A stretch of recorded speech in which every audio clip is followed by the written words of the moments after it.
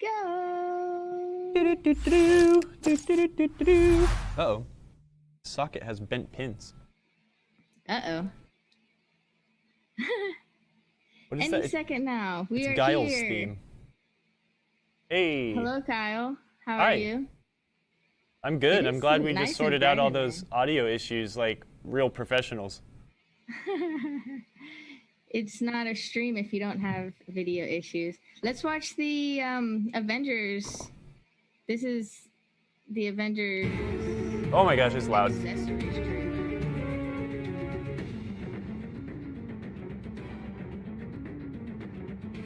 That's pretty cool. This is the most excited I could possibly be for a superhero game.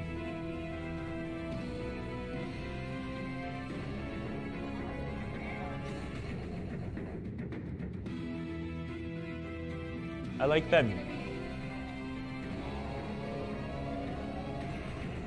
All the accessories that you see here, the side arcs, shooter rod, the topper, put order in the world. You do get your Avengers.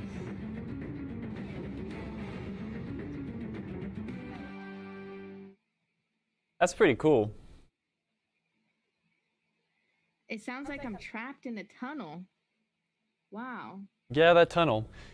That I like that grid of lights next to the drop targets. That thing looks super cool. I don't know what it does, but I want to do it. So. Tunnel. All right. How do I sound, everybody? How does Kyle sound? Hi. You look great, Kyle. But Thanks. it's up to our viewers to let you know how you sound.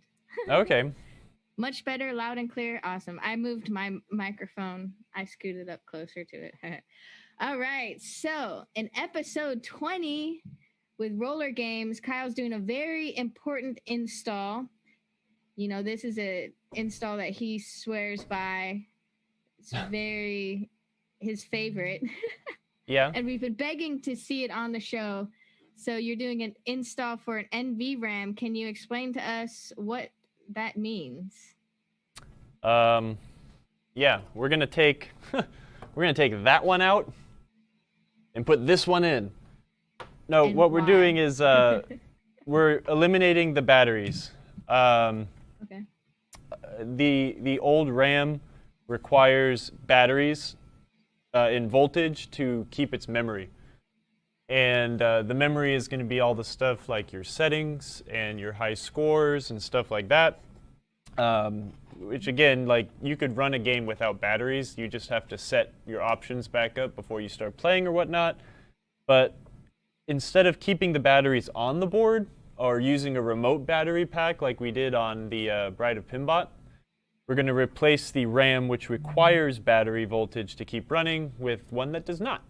So yeah, this will be a complicated install. This is very much like this requires a lot of skills, but I want This is advanced, like, right? very An advanced install. If you're not familiar with soldering, doing board work, then perhaps it's not the time. Leave it up to a professional. If it's not even just doing board work, it's like doing like very delicate board work. These are these boards have very teeny weeny little traces. And if you screw any of them up, it's game over. So wow. we're going to, what I'm going to do is we're going to kind of do the, I'll call this like the DEFCON 5 installation procedure, where we are going to like do this the safest way possible. A lot of times when you're removing these old circuits, integrated circuits, you'll have maybe some corrosion damage, or they will be crusty and nasty, and we're going to use like every tool in the arsenal, but the way we're going to do it does require destroying the old RAM chip. We are going to cut each leg individually and gently extract the legs. Now obviously this is not the way to do it if you need to save the chip, or if you need to test that chip or something like that. But this is the safest way to remove an IC without ripping up traces or fillets that's possible. This is not a valuable chip. I have a big old box full of 6116s that I will never ever use, which is why we're just going to demonstrate this method here on this chip. So, yeah. Very cool. Any questions? Yeah, actually. Mike McHugh on Facebook says, isn't there a problem replacing the RAM with NvRAM on games that require the clock, like Funhouse? Yep. There's some later Williams games that will do some fun stuff, like a Midnight Madness mode, or like on Twilight Zone, where the game actually keeps time.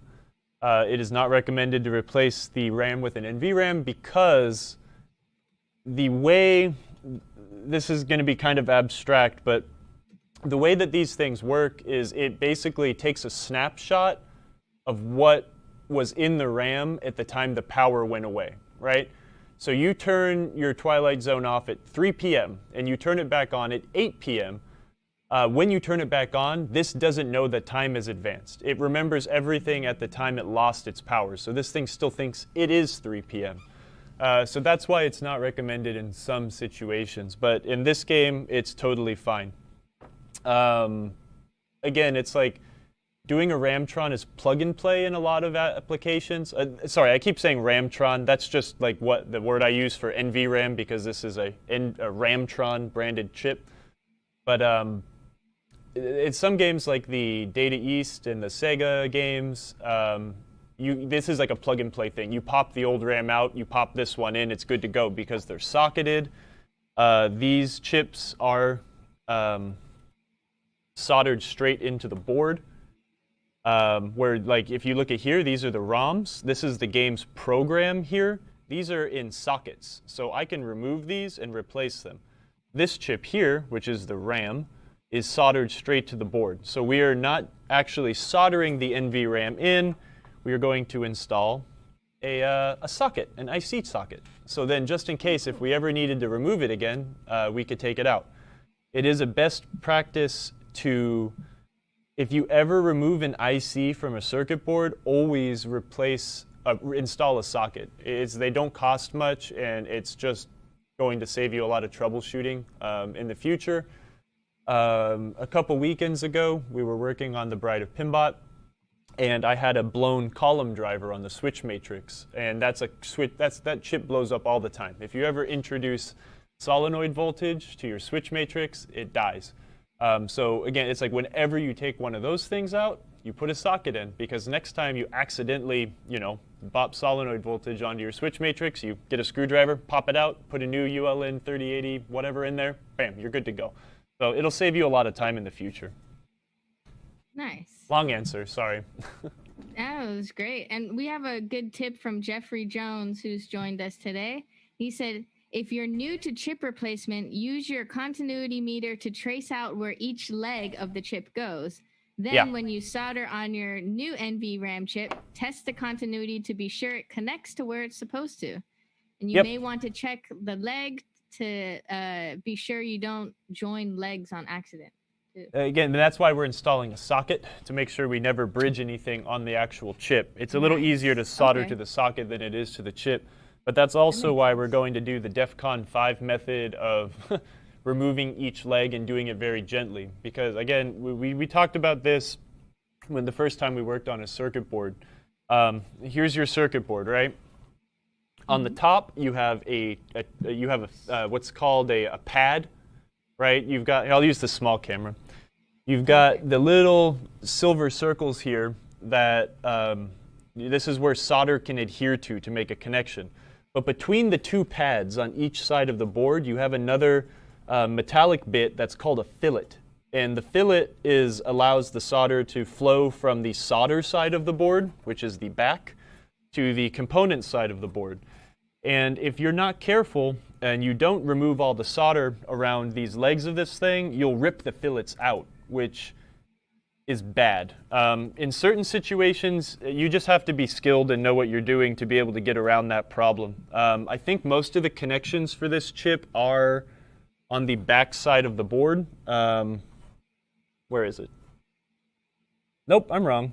Most of them are actually on the top of the board. So we'll see, because we're going to take it out pretty soon. So just, again, this is like a very advanced board work. Changing a transistor, very easy. That's super easy. You can do that with, standard tools. But doing this kind of stuff, like, definitely, if you're not comfortable, bring it to a professional. Yeah, Family Games actually asked have we ever thought about Marco Pinball offering board repair services?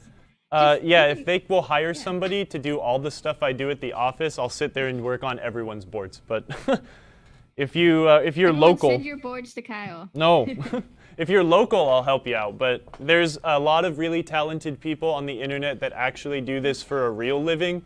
And I would recommend subbing out to some of these guys. There's a dude that is always chipping in with like the most helpful pinball information on the pinball repair group. I think he's in Missouri, I think. Chris Heibler. I don't know how to pronounce his last name, but that dude's been fixing boards for a long time, and he's a very talented person you can send your boards to. But yeah. So we could start this procedure. We have here on generous continuous loan, because I still have not bought my solder sucker that was stolen from me back. Steve Burtok loaned us our vacuum-powered desoldering gun. Very important tool to have. Yes. We have some nasty, goopy paste flux that we are going to use to help get this 30-plus-year-old solder to melt. And we have a very hot soldering iron. The other tools I have with me right now are just like my handy-dandy bent screwdriver, because I always have to have this on the tool bench because it's my favorite tool. Oh, that should be an emote, the bent screwdriver.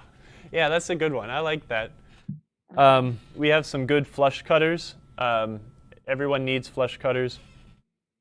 We have some solder. I have this really gross toothbrush that I use to brush flux onto everything. And I have the rest of my tools right next to me, because you can't just keep everything on your tool bench, right? Yeah, Kevin Moore said it looks like you need a bigger bench. Yeah, I really do. This is just a crummy Rubbermaid table that's tall enough for me to sit on a chair. I'd love to have a real workbench again. Family Games asked what the Marco part number for the bent screwdriver is. We didn't get that. Next time I go to Ace Hardware, I will buy some and I will manufacture some. We can have some. Hey, there's a subscriber perk. There we go. We just figured it out. Mark said we have a lot of screwdrivers. We were talking about getting Marco labeled on it, so maybe you can bend them too. We could get some nice Ace or some nice screwdrivers, and we can bend them, and that can be our sweet subscriber perk. Yeah. So what? Before you start, can we get just a little zoom in on Kyle sitting there, just to fill the frame? Am I a little too far out? Yeah. Thank you. Thank you, camera zoom in. Thank you. And just to remind you guys, we have our free shipping for orders over $99 code. Oh yeah, what is it? Code is Ramtron. Ramtron. Right? Steve? Yes. As seen on the small screen here. As soon as I get it in there. It's on its way. Ramtron. So what this chip is again, now I'm going to explain kind of what's going on. We'll go over the basic process. If you look on the circuit board, or on the computer here, you see how we've got this chip installed, but on the silk screen, we've got some empty little through holes here. This board was manufactured to be able to take 2 different size RAMs. So what's in there right now is a 6116. What we're going to be installing is a 6264. It's a larger RAM. It has more space, so I'm not going to get into that because I'll say something wrong and I'll be embarrassed. So what we're going to do, again, is remove this, install the larger IC socket, and we also have to move this jumper right here. This jumper is going to change the way that the computer can address the RAM. The RAM basically has data coming in, and the computer can pull that data out when necessary. So what I think, I don't remember exactly what this jumper changes, but I believe it changes where some of those address lines address to. Each one of these pins does something different, right? The first pin is generally 5 volts going into the chip. And then one of these is ground, and then the rest of them are all address or data lines for the most part. So again, I'm not an engineer, but I know how to do this. So what I will do is the reason why these flush cutters are so handy is, again, they're angled. So what these allow me to do is to get the back end of the cutter. Let me see if I get this. You can get the back end of the cutter flush with the chip, and I can just snip the legs. So what we're going to do here, I'm going to try to make this visible. So I'm looking at my computer monitor over there. I'm going to just come in here, and I'm going to try to cut the legs of the RAM as close as possible to the body of the chip as I can. What this is going to allow us to do is possibly hold on to this while we're sucking through the solder sucker, and then extract the leg of the RAM. The other way we will do this, actually, is we'll heat the back of the chip with a soldering iron, and we'll extract the legs manually, and then use the solder sucker to free up the hole. That's like the safest way to do it. And since this is my game and System 11C computers are very expensive, I'm going to do as best I can to not ruin it. Yeah. Take your time. Take my time, even though everyone's watching me. But look, you're not even shaking. I'd be like, snip. Oh, wrong leg. You know, I still get nervous, but the overwhelming anxiety that we used to have before we started this is kind of gone. So thanks everyone for being nice. Yay. Oh, and if you're on Twitch, don't forget to use your Kyle emoji. Oh gosh. My favorite. Can we get a David Hasselhoff on Baywatch backglass emote thing? Yeah? Someone's gonna have to teach me how to do this, and one day you're all gonna wake up to a bunch of real dumb stuff. It's not hard.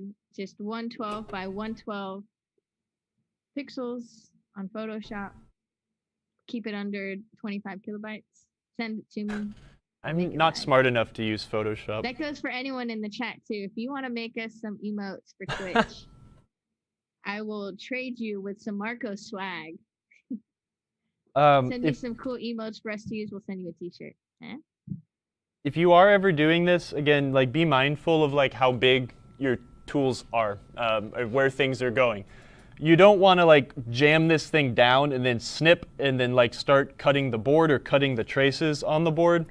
So as I'm doing this, again, I'm just kind of getting the tips of the cutter up against here and just cutting. And they're coming out rough, but it's, again, ensuring that I'm not cutting anything other than the legs of this poor old RAM that did its job well, and now I'm ruining it. And I think you said it earlier, but do you throw that RAM piece away now, or do you keep it for later? Or? No, this is, when you do it this way, this is non-usable anymore. I mean, I guess if you really wanted to sit there and solder little legs onto each of these stubs I'm leaving, you could, but these are very cheap and easy to get still. Desperate times take desperate measures. Yeah, if this was a PIA, one of these 6821s, I would not be doing it this way. But since these are very cheap and I have hundreds of them, here we go. We have a naked chip. It's a surface mount chip now. It's a dumb joke for bored people. Anyways, okay. So now we've got the naked section of the board, and you can kind of see a little better where I was saying we've got those naked sections here, and they even have it silk screened onto the board, the different sizes of chips you can put in. I think it's a 28 pin for the 6264 and a 24 pin for the 6116. What I will do now is we are going to brush a little bit of flux on each and every single one of these pins, on the top and the bottom. I want to really ensure that this solder is going to totally melt. And as I painstakingly remove each and every single one of these legs, We can get some cool banter going, I think. This is and I guess too, it's like, this is why people that work on circuit boards are not cheap. You know, this is, not only does it take like a set of skills, right? This is very painstaking. There's no way to do this faster, right? And ensure a positive outcome. Patience is key. Accuracy. Do we have any lacquer thinner here? Would you mind checking on that shelf? I don't have any flux remover.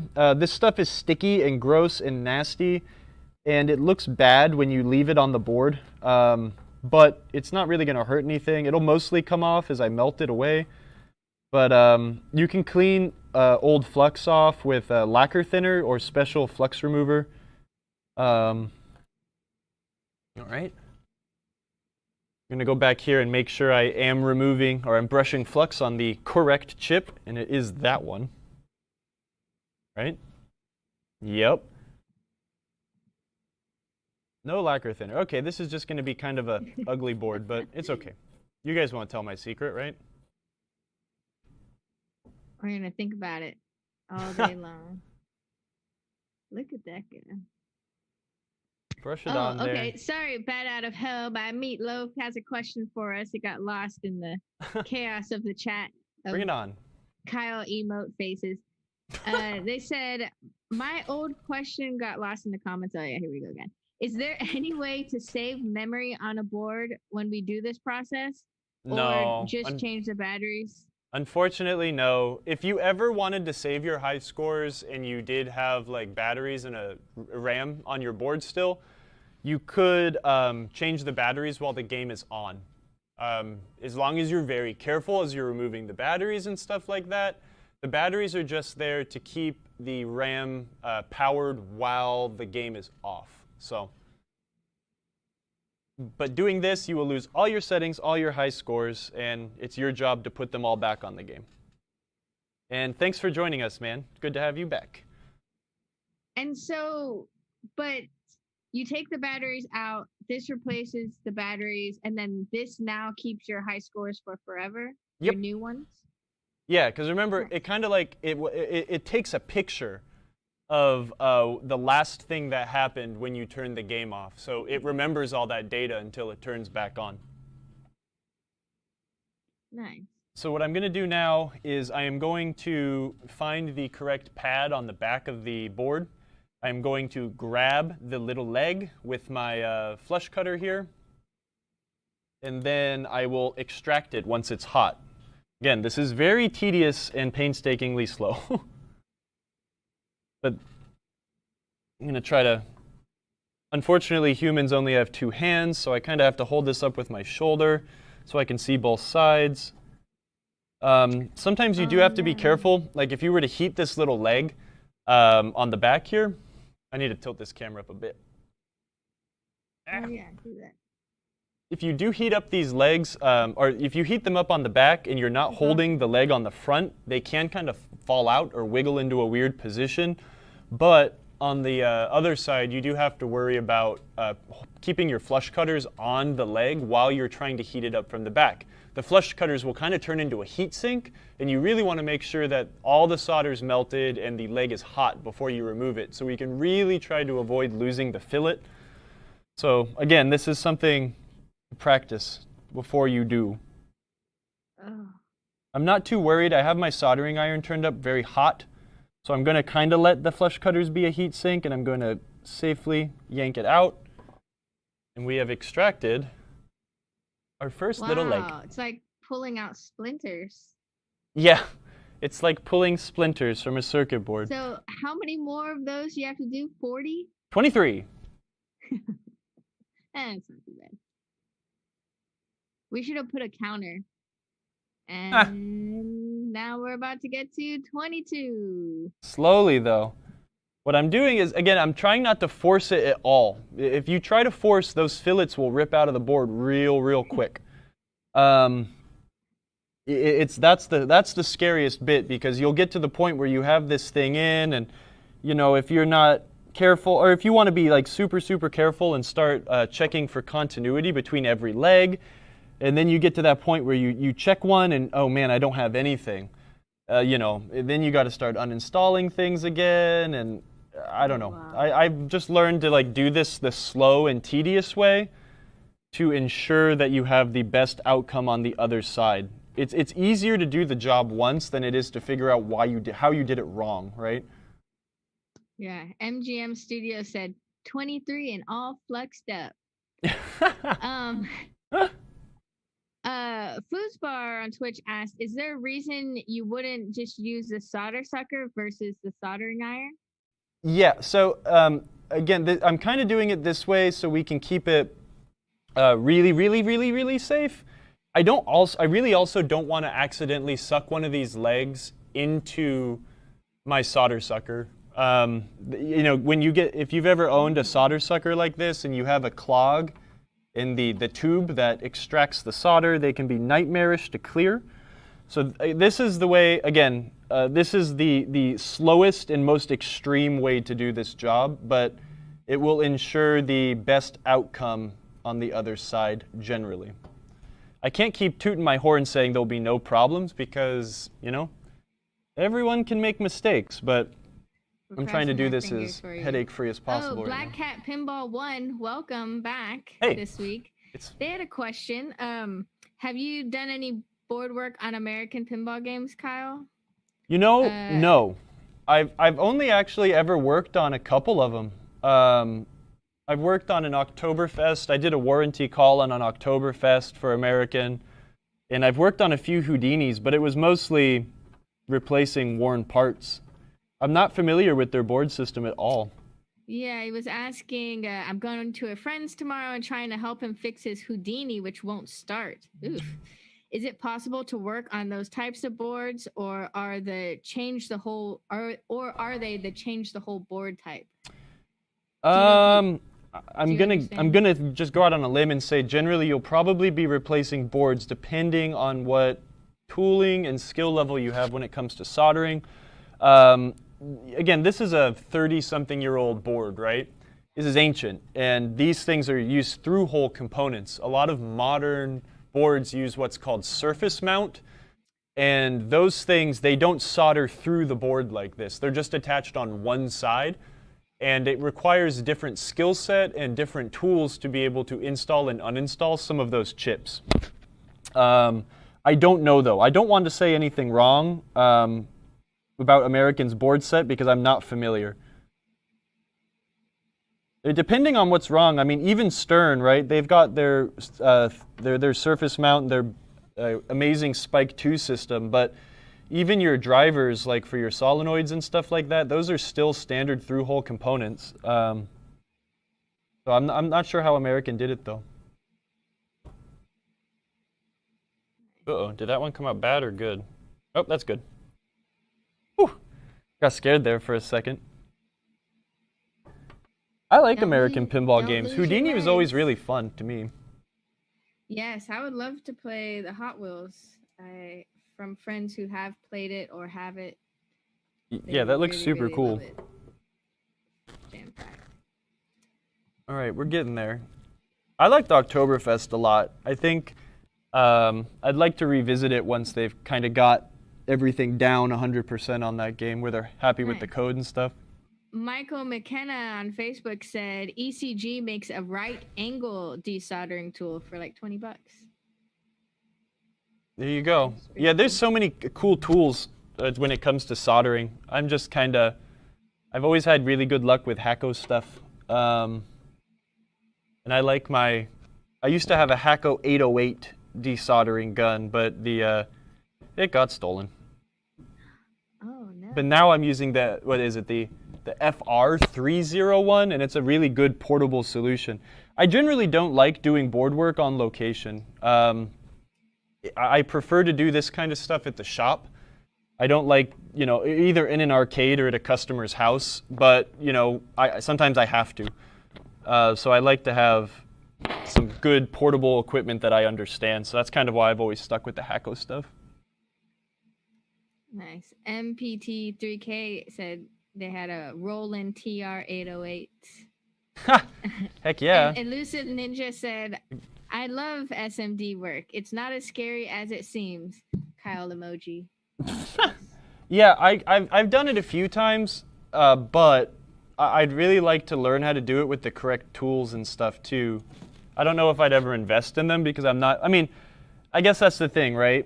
When solid state games came out, all the electromechanical guys were like, "What the heck? We're never gonna be able to fix this crap. You know, these things are gonna be broken. Blah blah blah." And then everyone learned how to do it, right? It's not that hard. And we're kind of going through the same thing with the surface mount stuff, right? How do you do that? Yeah, I just got to learn a new skill. What is your soldering gun story? Or how it got stolen? I let someone use it at a pinball show, and it grew legs and walked off. And I don't blame that person. I don't believe whoever I loaned it to, it was their fault. It you just made it sound like someone robbed you for your soldering. Yeah, I got held up at gunpoint, and someone was like, "Yo, give me that solder sucker." It's like, oh man. Need that solder sucker. Oh wow. Bad Out of Hell by Meatloaf said, "Fun fact about me: my left arm doesn't work really well, so I was pretty stoked when Oktoberfest introduced the one-handed play. I'm fairly skilled at playing one-handed, and it was fun to have the buttons on the same side." Oh yeah, that's right. They do the two buttons to switch the left and right. With the Stein mode or whatever. Yeah, that's pretty cool. I actually, back when I lived in the Bay Area, I had a customer who only had one arm. And he was really, really into pinball. And he's actually one of our customers. He buys stuff from us all the time. But he would bring in some of his games. When I would go and fix up some of his games and shop them out, I would drill a hole in the cabinet and install a second flipper button on the right side so he could play without using his device. That he has this really cool thing where he plays with like his middle finger or something, and then between his fourth finger and thumb he has a switch, and there's this little like solenoid actuated thing that uses RC batteries that he puts on the lockdown bar that actuates the other side flipper. If you've ever been to pinball shows in California, you've probably seen him playing that way. Very cool. Yeah, I think that's super neat. Family games. I think Crystal Blue Continental just answered your question, but I'll still read it out. He said, "I just opened my Marco order. How do I add the arrowhead link to the plunger using roll pin? Do I just squeeze the pin and press in?" And Crystal said, "A mallet works great." Yeah, use a steel hammer or a steel mallet. You'll want to be gentle while you do it and not squish your fingers. But yeah, just be careful. Hold the thing straight, and good luck. It's kind of hard, but it's not. It's not impossible. MPT3K asked, "How often do you have to replace your soldering tips?" My soldering what? Tips. The tip. It just depends on how much work I'm doing. My soldering iron that I carry in my toolbox is the one that gets the most use. It's super rough, but I mean once every year maybe. I guess now that I don't work on pinball all day every day, like it's probably going to slow down a lot. But when it starts to look gross, if you were working on pinball a lot, yeah, how often do you recommend someone replacing it? Like once a year. I mean, when it starts to like get tarnished, right? It's not like something that needs to be replaced every X amount of hours, but you know, if you never turn your soldering iron above 550 degrees, you might not ever need to replace it. But I keep mine like 750, 800, and they start to tarnish pretty quick at that point. I mean, I change my tips all the time depending on that application I'm working on. Sometimes when I'm working on like video game boards or something like that, the traces are really close, and I like to use like a smaller chisel tip than what I'll use on pinball boards or for solder or lugs on like coils and stuff. So yeah, you know, I don't have a tarnished tip. I throw them away, but I wish I could show what a crummy soldering iron looked like. There's a good etiquette for cleaning your tips after work too, right? Yeah, I mean, I always tin the tip before I start soldering, so you add a teeny bit of solder to the tip and then start your work. But when you're done, most soldering stations will have like this gold foil medium or something in the stand, so you can kind of just brush all the old nasty solder off and clean it up. I don't like using water. That's why this thing is here. This wet sponge that does the same job, but I find that it destroys the tip of the soldering iron like really fast. Oh, okay. So that's just my opinion. Nice. Yeah, everyone's like, keep it tinned. Tin that So tip. I've removed all of the legs, and I've reapplied flux to all of the bits that I'm going to unsolder. So now, oops, I turned this off because it was really hot. We're going to warm that sucker up, and we are going to, what I'll do is I'll hold the board kind of like straight up and down. I'll apply here, make sure that it's sucked all the way through there, and then remove it. Sometimes you can just wait and watch for like a wisp of smoke to come out on the component side, and that's how you know the hole is clear. Nice. But let's see. I'm surprised. If you hold the board straight up like that, can you tilt the camera up a little bit too? The table cam? Is it tilt more? You can see my neck. We'll look up your nose. Get any bats? You can see all my boogers. Let's see. Yeah. Where I'm working up here, so I guess I can move it up a teeny bit more. Yeah, that's great. Thank you. This is awesome. I love table cam. Yeah, I like it too. I wish that it was like a little bit better res, but whatever. Again, solder sucker. It's hot. It's got a hollow tube and a vacuum pump. Hey, don't point that at us. Yeah. Keep your finger off the trigger unless you're ready to fire. We're going to apply this to each hole and then suck, and we should have 23 more holes to go. No, 27. We got to get those other two open too. The goal is to allow all the solder to heat up and then apply the vacuum. So you don't want to just go, because I guess some of the air being pulled in will cool the solder off. So we want to get it liquid and then suck it up. So that's why we kind of apply, wait, suck. Apply, wait, suck. That'll hopefully get good, clean results for us. I am holding my breath while I do this, but then I talked and now I'm out of air. We can see you go like, where's your mask? And a fan, right? It's usually good to do this in a well-ventilated area. Yes. Best practices. Yeah, having a fan is good. Blue Continental said, sounds like a mad duck. Huh.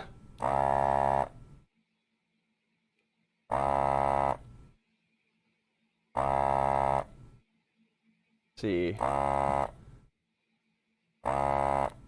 So smoky. Oh, Family Games got the arrowhead. Now join to the plunger. There you go. Congratulations. To get them out, you need special punches, like a roll pin punch. Those are handy to have.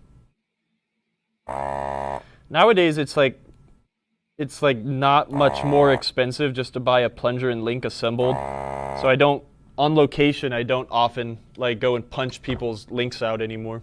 But that is beautiful. Do you know about NAPTHA? NASA, the National.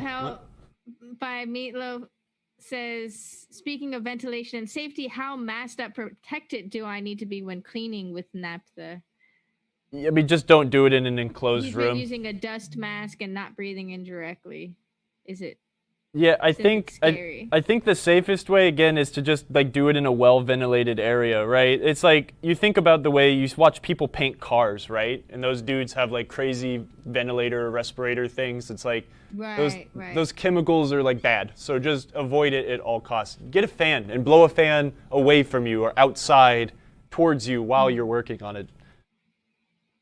I'm just very good at holding my breath now after doing this for so long. So. Okay, we're going to change the jumper last. I always change the jumper last because it's like a ceremonious thing. I don't know. I'm just weird. I've got some OCD and I like to do things in certain orders. What I will do here to ensure... Actually, let's look at the traces here, right? If we wanted to be like hella thorough, we could sit here and check each and every single one of these traces to make sure we didn't rip anything up, but I think that's going to make this even more boring to watch. So I'm not, but... No, this isn't boring. This is really interesting stuff. Where? Oh, I need to aim it up just a teeny. I'll just lift up the camera.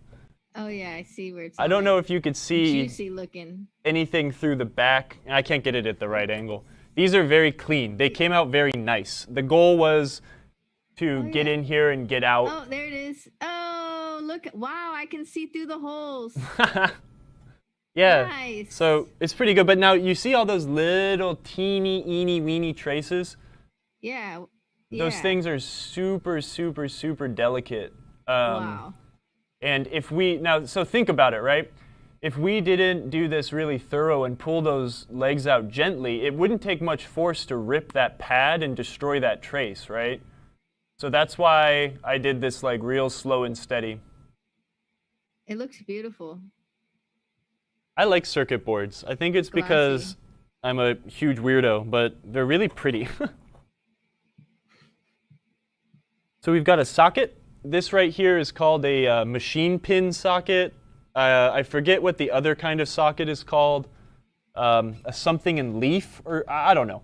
Anyways, this thing has little round holes in these like solid pegs that go through the circuit board. The other kind of socket, and I think they're the sockets that we sell, they're not inferior, they're just a little less expensive. But the legs are more flat, like a chip. Oh, okay. I just like these machine pin sockets, so that's what I'm using. I think I will. We don't have any lacquer thinner. I just feel guilty, but we're just gonna kind of dab this up a little bit with a paper towel and get it as best we can. Flux is really, really sticky, so using something like flux remover or lacquer thinner does a good job of cutting the sticky nastiness down. Generally, I'll have like 2 toothbrushes on my soldering station, like one to do flux and one to do flux removing. But yeah, there we go. Okay, so another thing to notice about chips is they've got a notch, right? Do we see that notch at the top of this chip? Maybe if you put your hand right behind it, it'll focus it better. Oh, wow, that actually worked. Maybe if I go in front of the other camera. No, that was awesome. It was working. No, it was? Okay. Well, maybe you can see it on the board, too. You notice how, at least on, now this isn't rule of thumb. Dark Fiber said alcohol also works to get off that sticky. Oh, yeah, we've got like straight alcohol hand sanitizer here. 75%. You could almost drink it. Ew. Don't do that. Thank you. Midge and Elusive Ninja are making jokes. Making jokes at my expense, I hope. No, but using your emoji for sure. Oh my gosh. That's the most horrifying thing. Blue Continental asked, did you talk about the games that are already socketed for NvRAM? Yeah, most Data East and Stern games, and then like the first couple, or Sega games, I'm sorry, and the first couple Stern games that still use the white star board set. So games like Austin Powers and South Park and all that stuff. I don't remember when they made the switch to the SAM board set. Okay, so back to the notches, right? Okay, so if we look at every single chip on this board, oh, hey, let me just go up to this camera since it's the big one.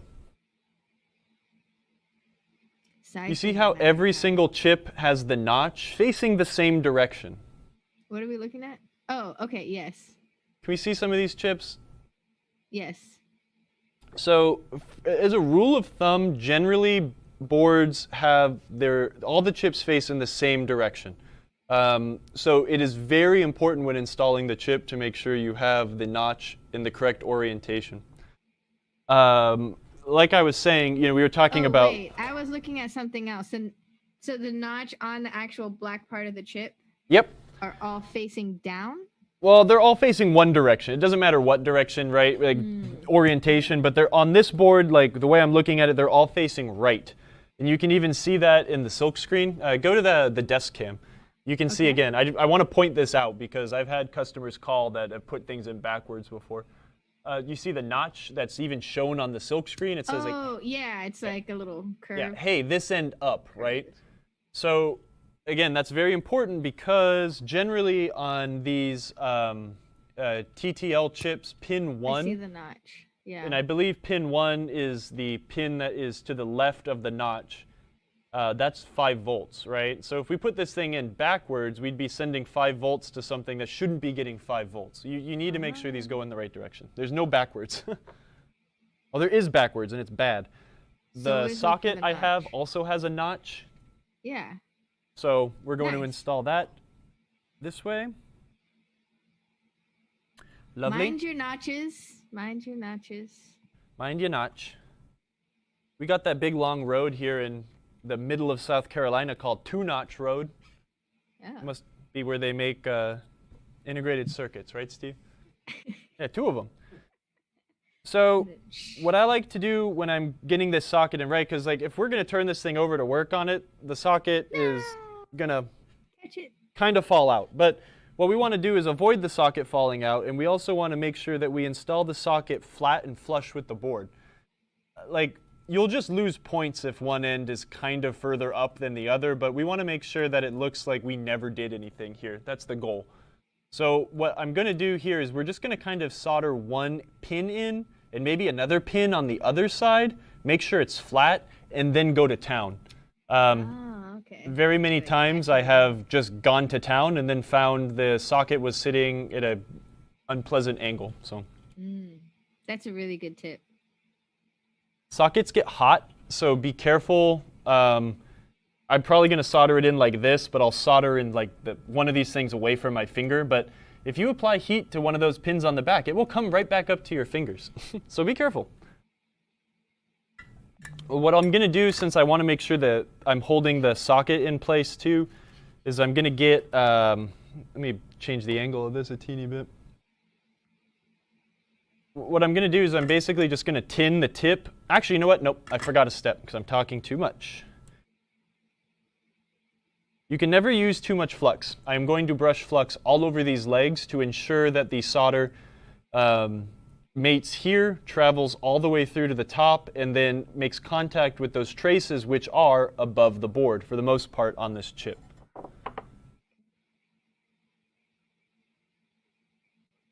So keep your fingers away because it's nasty. You're missing all these awesome puns in the chat today. Everyone's on a roll. I'm doing puns or they're doing puns? They're doing puns. MPT3K said, oh, when your notches are all good, that's called buenos notches. Wow. I just realized Mystery Pinball Theater 3000, you guys need to stop everything you're doing and watch his stream, watch their stream. That was the most entertaining stream. I tuned in, I think, last weekend, and I wanted to play it today, but I didn't have time. I clipped Manu, the host. He did a freestyle about ordering parts from Marco Pinball. It was amazing. Wow, that's badass. I'll have to check that out too. Yeah, they have a really entertaining show. We were like, he was playing Star Trek Pinball, and then, yeah, you would have loved this, Kyle. And then they're like, oh, we're going to go watch an episode of Star Trek. And then they walk into like this theater, and then just, we all just watched part of an episode of Star Trek and, you know, laughed about it, and then went back and started playing more pinball. It was like, this is awesome.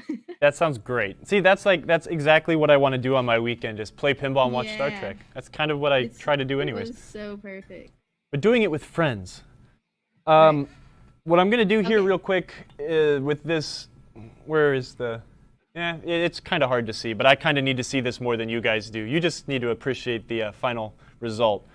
I'm holding the socket in and against the board with my left hand.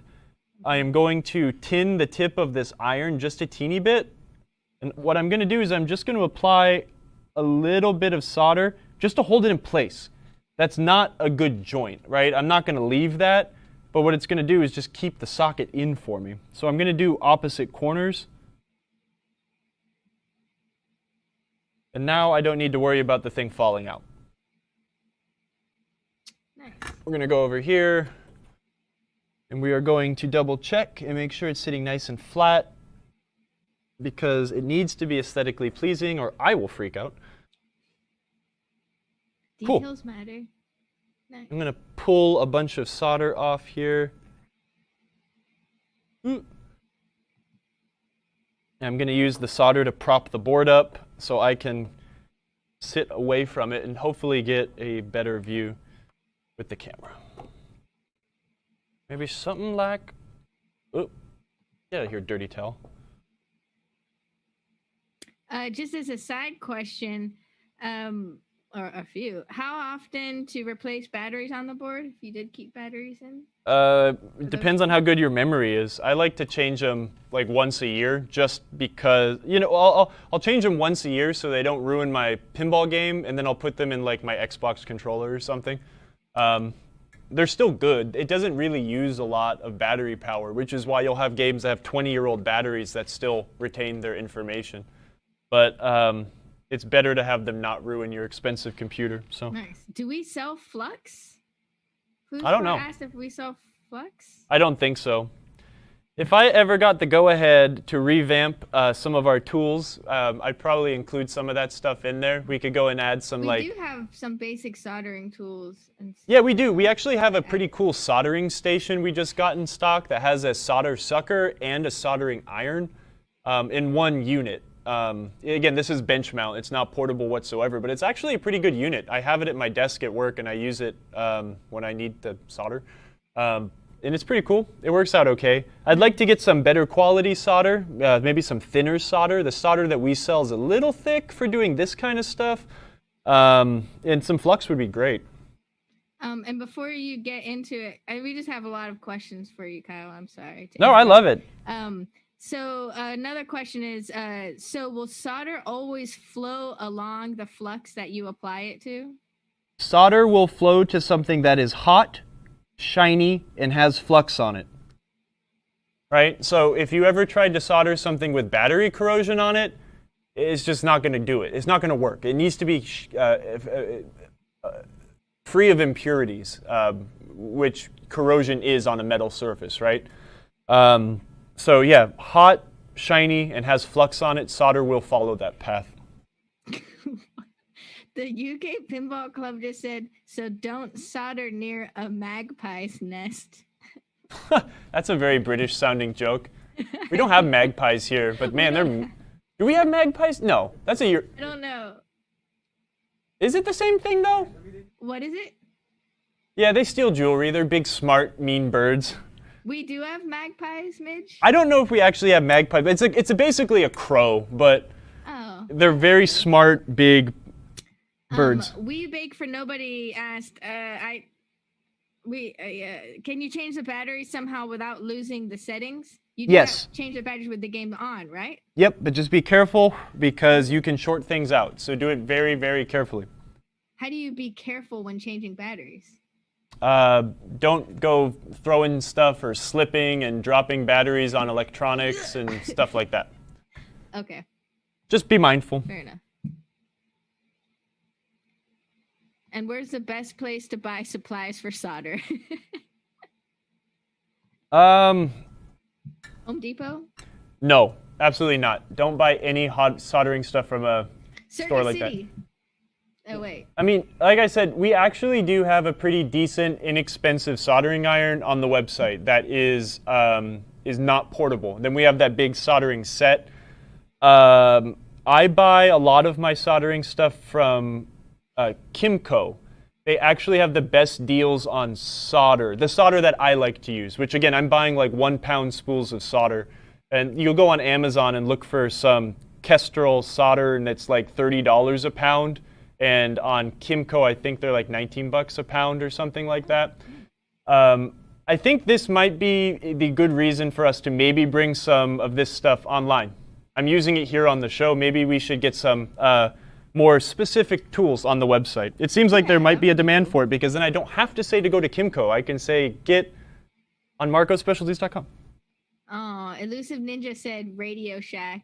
Oh, don't make me cry. he did it because he knew it would make you cry. We used to have a store. I mean, I guess it's not just a Bay Area thing, but it's called Fry's Electronics. They're great. That's where I bought a lot of soldering equipment. Nice. What I'm doing is I'm trying to emulate, right? We're trying to make this look as factory as possible. So I am using like very, very little solder because you don't need much. We're trying to make like teeny little mountains around the pins sticking through the board. And hopefully they'll look good when I'm done. I'm realizing now that I'm old, my eyes get worse a lot faster than they used to, and I just can't see anything anymore. Oh, yeah, you need the little magnifying glass. Oh, my glasses are like 6 years old. It's just time to get new ones. UK Pinball Club said, loving the TNA. Yeah, me too. Isn't it beautiful? We like having it in the background with the Xenon and the Mars Trek and Kings of Steel. I mean, Kyle has an awesome collection of games. We're lucky to have him in our studio for our backdrop and to play. I miss having TNA at home. We haven't streamed TNA. Like, I keep like using TNA as like our climax of streaming. It's going to be like we're going to play all these like weird games, and then one day we're just going to play TNA, and it's going to be real underwhelming because I'm bad at pinball. What? Right. You needed to still update to the new code. Yeah, and I have to fix the sound issue I'm having. I have all the parts. I'm just lazy, and I'm working on customers' games more than my own. You're not lazy. Thanks for joining us. Let me use the big camera because it'll probably focus better. Cool. So I soldered everything on this side, and maybe you guys can judge my tiny little mountains if they look uniform. You would never notice if it didn't have all that stuff. I was going to use a different word, but yeah, I don't know. It looked pretty good to me. I mean, the ultimate test is plugging the thing in, right? If it doesn't work when we plug it in, well, then I failed. But I'm pretty confident that I won't need to sit and test continuity. So, Family Games, you keep asking this question. I keep avoiding it. We don't know. Probably not. Houston Arcade Expo just announced that they are going to have their show in November.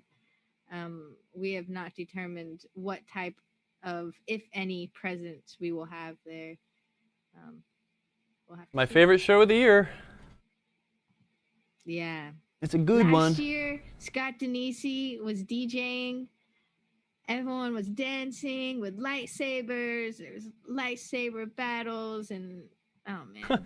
And that super cool cover band from Georgia was there, and they had the dude from the band When in Rome, the singer, come out and play The Promise with them. And that was like the coolest thing I never thought I'd experience at a pinball show. Yeah. It's a great song. And the founder, Keith Christensen, his band plays, and he's like such a rock star, man. Keith is awesome. Amazing. I've been so amazing on stage, like his stage performance, and oh wow. For a couple months on Facebook, like at the beginning of when everyone was staying at home, he was doing like some super cool like remote jam sessions with dudes he plays music with, and they were so much fun to watch. He had all these like trippy, like psychedelic Zoom backgrounds. It was so rad. That's awesome. Keith is awesome. Definitely. And I get to drink as many Shiner Box as I want when I'm in Houston. Oh, Elusive Ninja wanted me to remind you that you still need to add the air horn to TNA. And that must be the sound issue you're having. Oh, probably. Yeah, I'll just wire it up to like a... ooh, that one's ugly. I'll just wire it up to a the knocker drive or something. Oh, man. Family Games got me too'd at Houston last year. He was playing Cactus Canyon at 3 a.m. and an older woman grabbed his rear. Heck yeah. That's what you come for, right? I don't know. Everyone has a lot of fun at that show, let's just say. I remember when the security guard was really mad at me for carrying my beer, but not mad at everyone else for carrying their beers. So then I walked outside, around the corner, knocked on the back door, and I just walked back to the booth. That was great. Remember you got that little like bolo tie with your whiskey? We got that Texas whiskey that had the bolo tie. I put it on my cat, and Ludwig really liked it. I love that bolo tie. I'm going to wear it next week on stream. If I remember, but I probably won't. I'll probably forget in 10 minutes. Let's see. I'm going to use this hand sanitizer to clean this flux up. Actually, no, I'm not, because we still need to ceremoniously remove the jumper. And what is it that makes you want to wait to do that last? Because I have weird OCD. No, but I know. But like, what's the explanation for it? Like, what is your reasoning? That is my reasoning. I do it last because I have OCD, and it's like the last thing I do, and it makes me feel like I've completed something. Let's see. Sorry, that's a letdown of an answer, but it's the truth. I mean, like, what is your, if you had to explain it in a technical sense of why it should be put in last? Because if you do it first, maybe you'll forget that you've done it and you'll get confused, or if you take it out and you don't remember what position it needs to go to. I mean, I don't know. Yeah, that's great.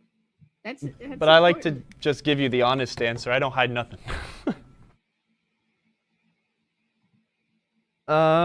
Just got to wait for my solder sucker to warm up. I keep turning it off, sorry. But yeah, no, I mean, everything else on this computer looks okay. We don't have a lot of cracks. We don't have any cracked solder joints. These computers really don't suffer from cracked solder like a lot of other boards do. The other thing, I guess, actually, the real last thing we're going to do is cut the battery holder off. So we get to ceremoniously remove the double A's. Forever. Oh, hello, Permonson. Welcome to class. Yeah, welcome. Oh, just a reminder, if anyone's looking for it.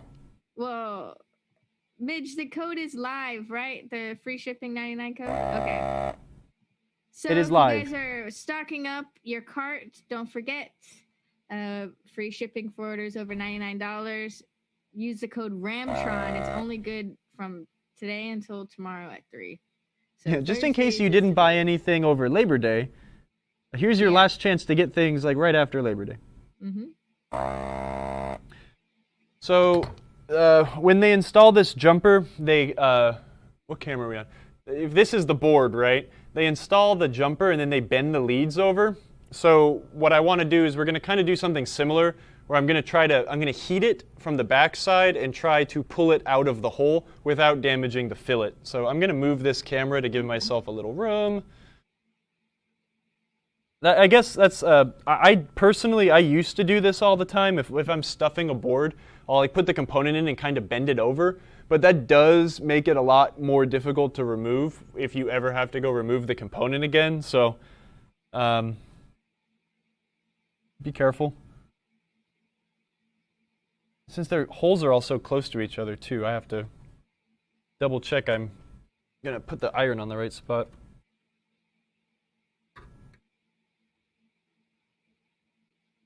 So who's bored yet? Everyone was asking for this for so long, and now you've watched me do it. No, this is really interesting. This. Oh, I just pulled the fillet. Oh, God.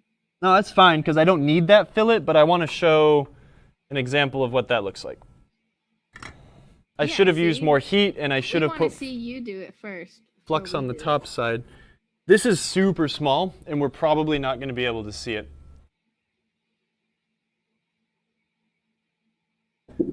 So, right here. How do you lose an entire left ramp assembly of a Pride of Pinball? Anyways. Yeah, that's screwed. I'm sorry, man. That's a bummer. I'll take pictures pretty. of the one in my game so you can start looking. Oh, sorry. It's right here. Do you see how that thing's poking up above the circuit board just a teeny bit? Yeah. That's the fillet that's being pulled through the hole. So we want to avoid that. We can salvage it by, what I'll do is I'll put the iron on this side and push the fillet back in. But at the same time, that fillet is never going to be used again because that jumper will never be installed in that position again. But I'm not sloppy. I am a professional. I'll do it the professional way. I'm just going to apply remove it. Some heat and try to shove it back where it belongs. Oh, okay. You're going to put it back in. Got it. See if we can get another view. Yeah, so what that tells me is I should put a teeny bit of flux on this side too. Now, okay, here's the other thing. The only reason I'm doing this is because I forgot my 0-ohm jumpers at my desk. I had new ones and I was just going to install a new one. You could use a piece of wire, you could use a lot of things, but I'm going to try to reuse this because I forgot the one at my desk, like a dumbass. So, my apologies. And it is kind of funny to say, but it is a 1-ohm, or is a 0-ohm resistor, which is kind of an oxymoron, I guess. It has no ohms. I guess that makes sense, kind of, right? No? Yeah. Oh. Mitchell Reader, welcome to class. Yeah, did you leave class to come to class? You're playing hooky? Mr. Reader left us to go work on pinball machines. Oh, okay. Well, that's fair. No, that's what his kids were saying. No. I would love... I'll go to a top view. But when you get a chance, if you can readjust table cam, tilt you up. Yeah, I'll try to. This fillet's actually being grumpy, but I'm really going to try my hardest to not rip it out because this is so close to a perfect job that it'll hurt my feelings. Oh, wait. Mitchell Reader didn't want us to write him out. He's on a conference call. Okay, well, that wasn't very elegant, but it worked. And what this jumper does, again, is this jumper changes the way that the RAM is addressed since we are using a different size RAM. I'm going to leave the iron on a lot longer here, and I'm going to try to bend it before yanking it out. Ow, that hurts. Really hot. So now I'm going to use a tool and try to not hurt myself this time. There we go. Aha! I did it. Wow. And this time the fillet didn't come out. But anyways, yeah, it's like playing operations sometimes. So now we have to change this. We're gonna put this teeny little. Want to put that big the desk cam back on? I'll readjust it. Yes. We're gonna put this little teeny 0-ohm resistor or a jumper, and we are going to insert it in this position here that says W6 instead of W5. I don't think this camera will pick it up, but I can see it. Yeah. Oh, thanks for subscribing, Dark Fiber. You now have access to all the Kyle emoji faces. That's Kyle saying thank you. His emoji. That's me saying my face is on the internet now. Freaky. But awesome. Let's see. The only problem with you reusing components like this, and it's like you can reuse diodes and stuff. You could reuse resistors that test out right, but they don't cost anything. They're so inexpensive. Just put new ones in so you don't. This part costs like cents, and I'm sitting here spending 10 minutes trying to get it out when I could have just snipped it and then installed a new one and been done with it. But so you pulled it out to put it back in? Yeah, just to put it in a different set of holes, and I finally got it. But again, it's such an inexpensive part. Just buy a new one. Don't do what I'm doing. I just did it because I forgot it at work. And yes, we are not actually at Marco. We're at the our satellite office, so I can't just run to the back. A few questions for you, Kyle. Yeah. From Indie Pins, how did you determine that the jumper needed to be changed? Was it in some type of instructions? What's your... No, it's just that's what you need to do for this install. The engineers of the board designed this board to be able to be used with 2 different sizes of RAM. Sometimes things become scarce and they need to change the component they're using. So a lot of these things are engineered into this. You can get 6116 NvRAMs, and then you wouldn't have to change a jumper at all. But I have a lot of 6264 NvRAMs, so since this board is compatible, that's what I use. Nice. And Family Games asked, should electrolytic capacitors on a board like that be replaced while you have it out? Nah. these guys really don't do anything, and if they do something, okay, let me give the long answer, but let me formulate it. What are the electrolytic capacitors? Can you point them out for me? Okay. There's a couple of them on this board. I mean, some of them maybe, but the thing is like they don't have this year, like at this time, right, like 30 years into the lifespan of these boards, they don't have a bad track record. Whereas the, like the filter capacitor, which is a big electrolytic capacitor on the old Bally solenoid driver boards, they have a very bad track record of going bad. Is that because of the circuit it's in? Maybe. Is that because Bally used like lowest bidder, really crappy capacitors? Maybe. But I don't create or make extra work for myself if I don't have to. If those things were bulging and really bad, then yeah, I'll go in and change them out, but I've never ever seen one like that, so I'm not worried about it. Yeah, and in the chat, a lot of people are saying if they're bulging, then that's a telltale sign. Yeah, so do you remember back to like when we were doing the power supply that day where I talked for like 2 hours straight and didn't let you get a word in?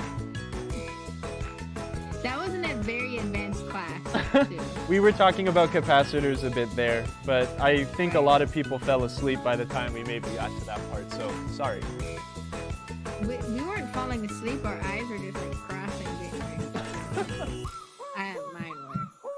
I'm sure a lot of people in the chat were like, oh yeah, easy peasy. All right, this is cool. It's pretty good now. I put the jumper in. I'm crossing my fingers and really hoping that everything's going to be okay and we have no torn traces or anything. I am going to install this chip. So now you can just snap it in because you attached the holder to it first. Exactly. Right. And we can easily change it out if this ever needs to be changed again. When installing a chip, like be very careful and triple, quadruple, double, multiply that and make sure all the legs are in the holes before you actually put it into the socket. Nice. Yay, Roller Pinball's back and now he's ready to do this NvRAM install on their roller games. All right. Hopefully this is sort of helpful. Again, it's all about having the right tools, patience, and just a little experience. We're going to ceremoniously remove this battery holder now by... Yay, clip it.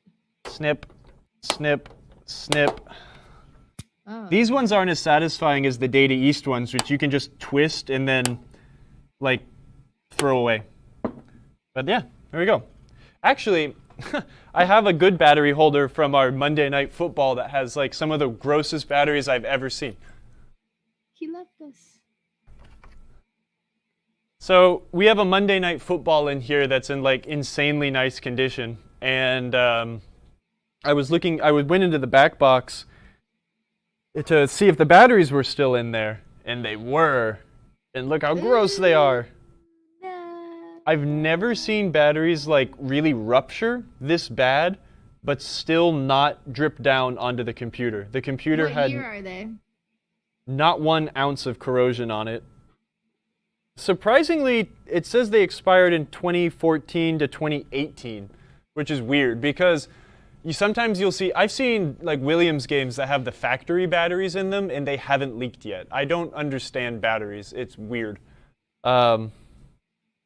Speaking of which, I do need to remind myself to take the NASCAR we have that's still in the box out of it to make sure that the batteries don't look like that. Oh my gosh, yeah, that would be terrible. I want to throw this, but it's just going to make dust, so I'm going to actually let's not do that. Gently set it down. Black Cat Pinball 1 says, that's why you use lithium batteries. Yep. Lithium batteries do not do that. External holder, great addition to that family games. The external holder, we did that on another episode. Oh gosh. What game was that on? We did it on the Bride of Pinbot. Really? Yeah. Someone keeps roasting me for just the right reason when I dropped the drill bit and I couldn't find it forever. You weren't there that day.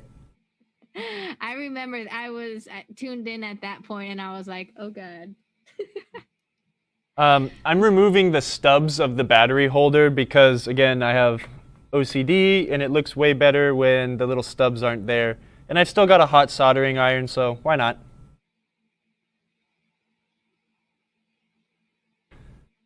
Yep. You go from lithium to upgrade to an external holder, and then to upgrade to NvRAM. That's the pathway. And again, like some games, right, like you'd be silly to not install an NvRAM into your Data East or Sega Stern game because it's literally plug and play. But again, like, you know, on my Twilight Zone, right, I just have batteries. I'm not going to change that because I'll lose the functionality of the game. And to me, it's not even worth it to switch it to a lithium because I just remember to change the batteries every once in a while. All right, that's pretty sweet looking. Now, it don't matter how good it looks. How does it run? We'll have to find out. Let's find out. Roller Pinball said, haha, drill bit is me. Never gets old. That was a good episode. If you guys are interested, if you're not, I think everyone in the chat knows this, but if you don't know how to do a separate battery install, then check our archives on YouTube for the Bride of Pinball where we took out the batteries. I think it's labeled something about. And maybe next time I get a WPC game in the shop that does not need, or that I can do external batteries in, I'll do it like the quick and dirty way. The way we did it before was like we removed the computer and soldered it in all nice, but you can actually, again, you can snip, get the batteries out, put the wire in, pull the soldering iron on the front side, and you can do it without even removing the computer. So nice, the quick fix. The dirty way. All right. These are never fun to put in because they don't have like the little slots. So you have to like hang it and make sure you're not pinching wires. And let me turn this light on. Hold on, y'all. Awesome. I forgot that we were going to have to move at least once today. Yeah, Johnny Demonic. What's up, dude? He said that if you lose something, just turn the pinball machine upside down and shake it. Oh yeah, dude. When I used to work for the dude the guy I used to work for, whenever we dropped something underneath the bottom board of an EM, he would tell me, "Hey, don't do that," and then we would pick it up and just shake the game, bring it on its side so we could get the stuff out. Do that. Just don't do that. I mean, okay, you're not wrong, but. All right. Yes, we love roller games. Oh, upside down pinball emote. Okay, you got me. I'll add it. I like it. Ben Screwdriver, upside down pinball. What was the one that I messaged you today while you were sleeping? Didn't I have a good idea for an emote the other day? I think that was yesterday. What? Yeah. Oh, we need Tiger Saw. Tiger Saw? Tiger Saw. I don't get it. Dude, that's the best part of Theater of Magic. It's a Tiger Saw. It's like, yesterday. What the heck's a Tiger Saw, man? Who knows? What is a Tiger Saw? No one knows. What is the Tiger Saw? So this is the watch Kyle struggle with a tight wiring harness. That like gun saw that's like. No, man, it's a Tiger Saw. Half tiger, half. It's everyone's dream come true. I miss Theater of Magic. All right, I found it. UK Pinball Club said, "Is that a camera rig out of aluminum extrusion? If so, what thickness?" Are you talking about the C stand that's holding the light up above the pinball machine? That's it's fancy filming equipment. It's just a C stand. You just like the letter C dash stand. You can buy it off of B&H Photo or Amazon. Yeah, it's a camera equipment tool. It has a articulating arm that you can attach to it. Very heavy duty. And heavy. Yeah, it's super awesome. I'm not sure what the thickness is. It's just standard C stand, 55-inch. So what I was doing here is I made sure that none of these wires were, or the headers were like stuck behind the board, because that's annoying. And I'm only going to put like 3 screws in this thing, just in case it doesn't work, and I don't have to take them all back out. I'm pretty confident it's going to work, but I'm going to try to not create more work for myself.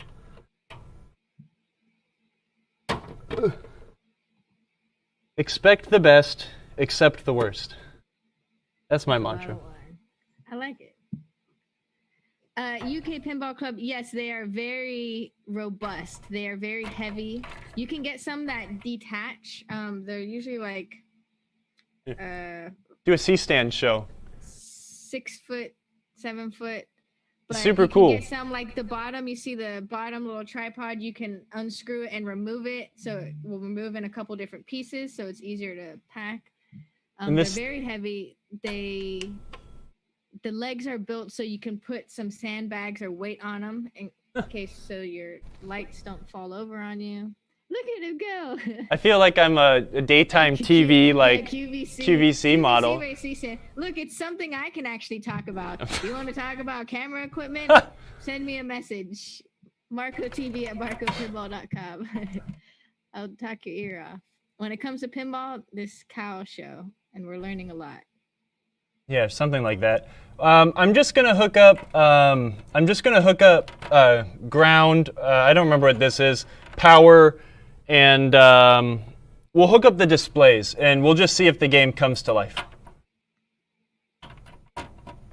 We just need one indication that the game's working, and I choose the display, or make sure the program's running. That's the most important bit. I think this went in like this because it's all stiff in that direction. But just checking, this ribbon cable is like super long. I just found it in my box because it was missing the correct one. It's way too long and has too many pins, so that's why it looks all goofy. I have to plug the game in.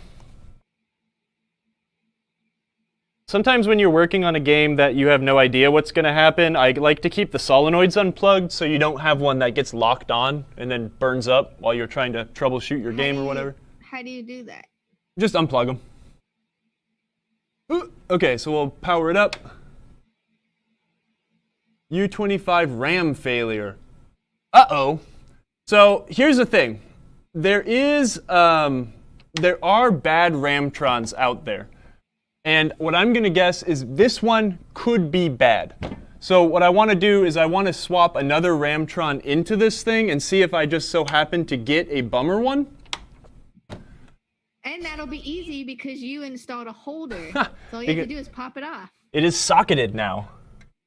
That's awesome. I was thinking you had to go back and resolder everything. And well, so here's the thing, right? Is if this isn't perfect, I'm going to go double check my work, and I am going to sit there and do a continuity test.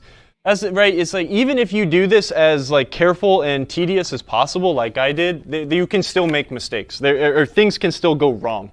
It's an old piece of equipment. Let's try a different Ramtron. I've got like a billion of these things, so let's install this guy and see what happens.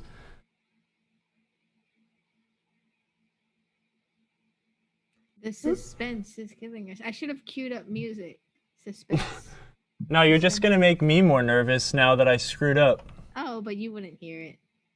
Oh, good. Okay, well, fine. I don't think I have any music. Oh, I have the Bride of Pinball laugh. What about Tiger Saw? No. Hold on, I didn't get these chip legs lined up right. Yeah, sad trombone. Womp wow. But again, this is why this is like the most advanced way you can do this kind of stuff. Because now, if you do this, now it's your job to figure out why it's not working. I'm not confident I got that thing in just right. Johnny Demonic said, "You are a god. It must be hardware failure." That's what I'm hoping for, because I'm going to try the easiest thing first before we take this thing out and start sticking the multimeter in every single pin on this guy. But it's not, I mean, it's not uncommon to get a bad Ramtron. It has happened to me many times in the past. So I want to at least try one or two more. I deleted my ragtime music. There we go. Sorry. It was just a bad chip. So it says adjustment failure, which is what happens when the game loses its its data. So what we're going to do is I'm just going to program something in it really quick. We'll leave the game on for a minute so the Ramtron can charge. We'll turn it off. I'll plug everything back in, and we'll make sure everything's cool. Can you see the front of the game on this camera? Oh, I mean, I don't want to show. This game was missing the coin door. Zoom in on the DMD. I mean, on the display. Yeah, we could. This thing is missing a coin door. I had a new old stocks coin door skin for this game. Spelled adjustment wrong. Well, they don't have enough letters. You got to make some sacrifices. Take the D out. Okay. So let's see. We're gonna. Someone should be giving me a new coin door, but if anybody has a coin controls 80s Williams coin door that's in good shape, I'll buy it from you. Wait, free play is like 16, right? Let us know in the chat. Kyle's looking to purchase it. Oh, it's 23. We're almost there. Free What? play. Oh, the only switches I have connected are the dedicated switches. I don't have the whatchamacallit, the cabinet switches or anything plugged in. That's crazy that camera took so long to autofocus. That's weird. He's having a lazy day. Replay. Yes. Okay.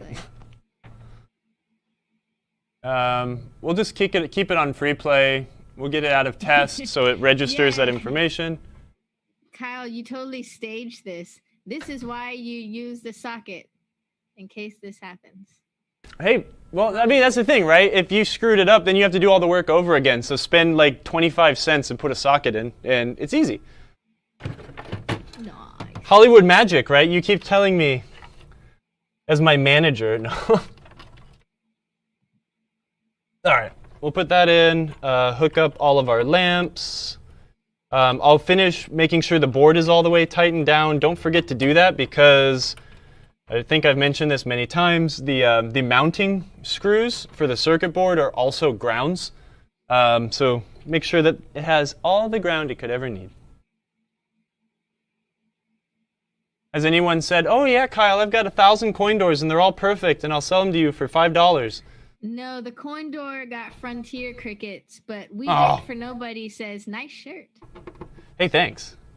I like, this is my favorite Marco shirt. Which Marco shirt? Is that the centigrade Yeah. one? Nice. We should do a trivia in our Q&A coming up. Actually, hey, while I'm doing this boring stuff, did anybody upload photos to Jay at IPDB? Oh, yeah. Who did their homework? I will give you a centigrade. We will give you a centigrade shirt. Right now, if you send me a link showing that you submit it to ipdb.org and help update. Oh, Bad Out of Hell by Meatloaf said he did submit. Oh, yeah. My man. Uploaded all the shot pictures from Rocky and Bullwinkle. No. Oh, that's excellent. That's Dude, a great one to do. you're the best. I will. I'll send you a shirt. They didn't get uploaded. Well, okay. Once they get uploaded. Submit it. Once you submitted it and then it takes time. Yeah, the caretakers at IPDB go through and Oh, sure. accept. I wish it was auto. That's sad, but I guess it makes Well, sense. they want to make sure that the photos are good. You got a coin door. You can buy your Data East coin door right there at Marco Pinball. It's $119. It's in stock, and you can use the free shipping code, Kyle. Well, unfortunately, we don't have this coin door, man. I need this 80s coin controls coin door. Even if, actually, you know what? Even if it's crap, because I've got this new old stock skin, I just need all the guts on the inside. So if you just have like a scrapped coin controls door, I might be interested in it. And if TJ, if you're watching, I'm not upset. I know you're busy, so. Pin Daddy and Bat Out of Hell. If you guys send me an email to MarcoTV@MarcoPinball.com, let me know what you submitted. Maybe send me the photos too, verification, and your full name and address, and I'll send you guys some cool stuff. Yeah, I need to work on doing that too. Pinball Every single one of my archives. games needs to have pictures uploaded. That's awesome. Thanks. It for all doing came to life. Yay. Woo. So we did it. Except for the GI in the back is out. Oh, because I took that burnt up, And nasty it's relay out. saved. Nice. Right? So now you never have to worry about batteries on your roller games again. Never, ever. Ta-da. Just a shame it's a roller games. Oh, ban that guy. Out of here. We love roller games. Rollergames is the best pinball Rock, game of rock, all rock time. and roller. We Bake for Nobody. We're gonna do this homework for next week too, because it's fun. Yeah, I'll reward need to anybody who submit helps them out. Photos, updated photos to the Internet Pinball Database. That's ipdb.org. And you know, we all use this website. Surely everyone in the chat has used this website at some point. And we're just, you know, why not make it fun? And the games that we have, let's take fresh photos with our iPhones and Androids, high pixelized. And not your 2 megapixel quality. Canon point and shoots Yeah, from. one of them are like really old photos. So, you know, let's just help out everyone in the community and use the games we have to update their database a little. And if you do that and send me proof that you did, then we'll send you some swag. And that's your homework. The pictures that are super helpful on IPDB and stuff are things that are like close-ups of mechanisms and stuff. I mean, playfield pictures are great, but like really good pictures of the underside, well-lit underside of the playfield pictures are super helpful. I mean, I use that website every day when I'm trying to verify if, you know, is this in this game? What does this look like in this game? It's amazing. So that was good. Hopefully someone learned something. It's a fun process. I mean, I guess that's fun if you're weird and sadistic like I am, but it saves the game. We don't have to worry about batteries anymore. Oh, Oh, what? Pin Daddy said he sent the email this morning. I didn't get it. Maybe resend it. And maybe CC Emoto at MarcoPinball.com, just in case. That's weird I didn't get it. But so anyways, we're in the last bit of our show. Thank you, Kyle, for doing this install for us. It's not boring. It's very informative. We'll save Thanks for joining me. Pinball lives. And so let's just do a quick little 10-minute Q&A. If anyone has any questions about your games, this game, Kyle's hairdo, now's the time. It's crazy. And then It's I'm like gonna go ahead and drop in that free shipping code again. I've never had hair this long. It's so awkward because it's all like growing out like a triangle. Everyone says I look like Doc Brown from Back to the Future. I'm okay with that. Yeah. Christopher Lloyd actually is a very handsome person. If I'm half as handsome as that dude is when he was Doc Brown, I'm set. But I don't think that's going to happen. I'm on the wrong trajectory. Young Doc Brown. Yep, sure is. Oh, Bat Out of Hell by Meatloaf in all caps.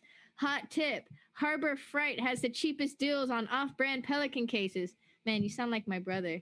He literally just bought so many Pelican cases. Oh, that's rad. I'm going to go check it out. This isn't a Pelican case. This is a B&W International, but It's I've always wanted a this one. Do they have pallets in them, like organizing pallets, or are they just like Pelican cases with foam?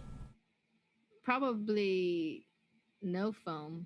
Because that's like the reason I like this is because it's like a technician's case, right? So it's got pallets to organize all your tools in sections. So that was really important to me instead of like trying to cobble together like a Pelican case. And it's hard to find these things nowadays. I don't know why, but we'll do Toolbox one day. Roller Pinball on Twitch. Any tips on fixing raised inserts? Yeah, do it at your own discretion. So my thing with raised inserts is like, is there Mylar on the playfield? If so, like stop, or it's just going to be dangerous. What will happen is if you pound a raised insert down when the insert has already pushed the Mylar up, you're going to create like a air bubble, and that's just going to cause the rest of the Mylar to slowly, possibly lose its adherence. But if you have a raised insert and you want to pound it down, generally what I'll do is get a soft piece of like oak or something like that, lay a soft towel down, and make sure this piece of oak is kind of wide, but not too wide, because you're trying to put pressure on something that's relatively small, right? So maybe just like a 2 by 2 inch, 3 by 3 inch piece of wood. Soft towel, get that, mallet, and slam it down and see what happens. Sometimes they won't go in. The reason inserts raise is because wood and plastic expand and contract at vastly different rates. So sometimes it's so contracted that the insert just won't go back down. At that point, you might just have to remove the thing and trim it and figure out what's going on. I hate doing that. It's a necessary evil, but it's like if it doesn't affect gameplay too much, I generally don't worry about it. If it's really bad, like on an F14 that have all those like chevron inserts, I mean, I've seen those inserts crack and shatter inside the playfields, so it's hard. It's not fun to do either way, but I prefer the pound down method. And then another question. Can I use, this is from Danijo Carr on YouTube. Can I use the FL11629 blue flipper coils on my Williams Fire pinball? Yes, but I would recommend using what is stock, but I guess on Fire, wait, Fire? Not Firepower, yeah, Fire. Williams Fire. If you're trying to get more power out of your flipper, I would work on diagnosing why your flipper is weak before just putting a more powerful coil in there. Can you? Yes. Do you need to? No. Try to figure out why you're losing power. If you've already done the basic stuff, like replacing the links and stuff like that, into stroke switch adjustment, make sure you have good voltage to the flipper. Make sure you have a good clean coil sleeve. Make sure you don't have a cracked flipper bushing. Some things to look at. Don't throw a more powerful coil in there trying to mask an issue. It won't help. I really regret that I deleted the ragtime music, because I would have totally played that ragtime track during that whole thing. Okay, another question. Moving on. Do you ever have an issue with both balls getting stuck in Xenon in the plunger feed? I want to say something funny, but yeah, no, it's really common because Xenon was Bally's first multi-ball game, and they really didn't know how to do a trough yet, right? So you have to make sure that the goofy, what do they call those switches? The rotary switch. It uses a rotary switch for the second ball, and then it uses a leaf switch underneath for the ball that's staged. And if that rotary switch is finicky at all, it'll kick both balls out. It's just hard. It's a weird adjustment. Usually the wire form for that switch is like all bent out of shape and nasty, and yeah, it's make sure that the switch is doing its job, right? Take the apron off, put the ball in the serve arm, and then roll the second one in and listen, right? Roll it over the switch and make sure you hear it click, but make sure that once it rests up against the next ball, it doesn't unclick, right? If the micro switches have a click for an on and then a click for when it's unactuated. And sometimes if that wire form is adjusted poorly, it will unclick while the ball is in its position. So it's a pain in the butt. My Xenon still does it sometimes, and I thought I had like totally fixed it by bending a new wire form and like doing it super thorough, but I have to keep adjusting it. I'm sorry. Roller Pinball went back and said, yes, the game had Mylar, but the previous owner cut around the insert. Oh, wow. Try pounding it down. I mean, what are you going to lose, right? I mean, maybe you'll shatter your insert, but it might also go flat. So again, it's like deem if it's necessary, right? Does it really affect gameplay like really bad? Then try to go through with it. But if you just kind of don't like the way it looks, is it worth maybe causing more of a headache, you know? Unless the reason you want to do it is because you hate how it looks, well, then, you know, you got to take that risk and reward. Yeah, but that's another scary thing is when people cut Mylar too, because those edges generally aren't sitting flat now too, and those are going to start like peeling up slowly. Mylar. I have a really bad Mylar issue. Mylar is the best thing. It just has such a bad reputation. I put Mylar in sections of like a lot of my games. Even on new playfields, right? Like in my Xenon, I put Mylar, I cut a piece of Mylar around the pop bumpers just to keep that area from getting hurt. Oh, yeah. It's really awesome. We actually did that in one of our very first episodes for Roller Games, right? Yeah, we put pop bumper Mylars, the little rings that go around the bottom. That's a great way to do it. But, I mean, actually, you know, I was actually thinking about it. I didn't do it on Roller Games. I think I'm going to yank the ramp off one more time, and I'm actually going to put little squares of Mylar. This game has a lot of points where the ball like launches off something and hits the floor. And it causes big ball wear areas. And again, I don't care about the condition of my game so much as long as it plays good, but I'd like to put some Mylar down around where the damage is so it doesn't continue chipping away at the paint or something like that. Yeah, I have to go back in there and give that a shot. Another question is, do you have a best pin removal tools that aren't crazy expensive? IDC and .156 Molex pins, ideally. Yeah, IDC, your hand and your finger, and rip that sucker out. That's what I do. I hate IDC connectors. I do not use IDC connectors, and I do not condone the use of IDC connectors. Stop using them. Use crimp and stuff, Molex stuff. It's just better in every single way. For .156 Molex stuff, a screwdriver, a teeny screwdriver. That's all you really need. When you get into some of the more complicated stuff, like AMP and like ATX and stuff like that, you need special removal tools that will slip into some of the housings, and I have them here. And then like these too, we use some of these, right? Like these guys are for the round Molex pins. It's all about having the right tool for the job because it's going to save you headaches in the long run. And then I've got this little baggie here that has, this is an edge connector removal tool that's actually kind of bent, which sucks, but you know, edge connectors are kind of obsolete nowadays too.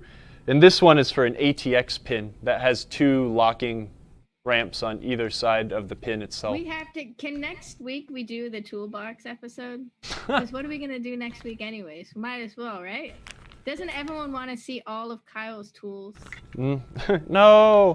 Yeah, we can do that. A little peek of it, and we were all like, "What's in there?" Yeah, we can do it. That sounds cool. I'll finally get to clean out the bottom of my toolbox because we're gonna go take all the trash and tokens and weird Chuck E. Cheese labels I find in the bottom of pinball games. We have a lot of questions coming in. I'm gonna cap the questions in a second, y'all, because we are running out of time. What time is it? But, I'll be the judge of that. We're an hour and 45 minutes in. Oh, okay, yeah.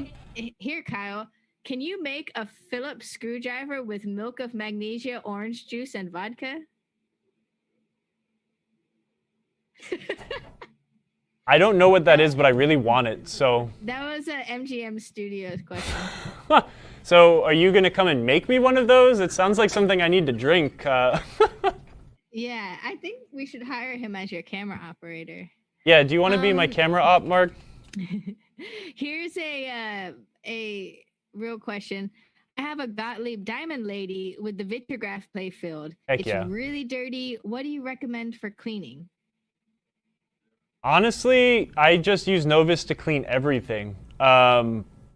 Just be gentle, right? Like, yeah, you know, you'll go and read on the internet, oh, Novus is abrasive, blah, blah, blah.